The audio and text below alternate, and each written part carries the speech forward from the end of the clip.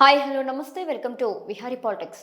ఎన్టీఆర్ జిల్లా మైలవరం మండలం క్రీడా ప్రేమికుల హర్షధ్వనుల మధ్య తెలుగు యువత అధ్యక్షులు లంకా లితీష్ ఆధ్వర్యంలో అంగరంగ వైభవంగా ప్రారంభమైన ఈ కబడ్డీ పోటీలు స్థానిక ఎల్బీఆర్సీ స్టేడియంలో విశేష హర్షోత్సాహంతో కొనసాగుతున్న ఈ పోటీలు యువతలో క్రీడా స్ఫూర్తిని అలవర్చడంలో ఒక మైలురాయిగా నిలవనుంది.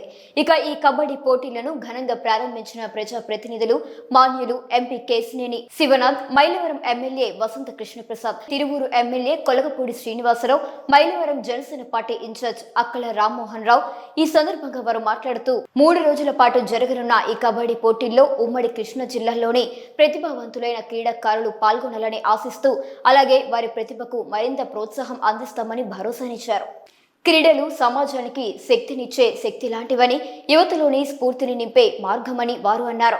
ఈ కార్యక్రమంలో మైలవరం నియోజకవర్గంలోని కూటమి నాయకులు, తెలుగు యువత కార్యకర్తలు మరియు పెద్ద సంఖ్యలో క్రీడాభిమానులు ఉన్నారు. ఇక తెలుగు యువత ఆధ్వర్యంలో యువతకు ప్రోత్సాహాన్ని ఇవ్వాలనే ఉద్దేశంతోనే ఈ కబడ్డీ పోటీలు క్రీడా చరిత్రలో ఓ మరపురాని సన్నివేశంగా నిలవబోతున్నాయి.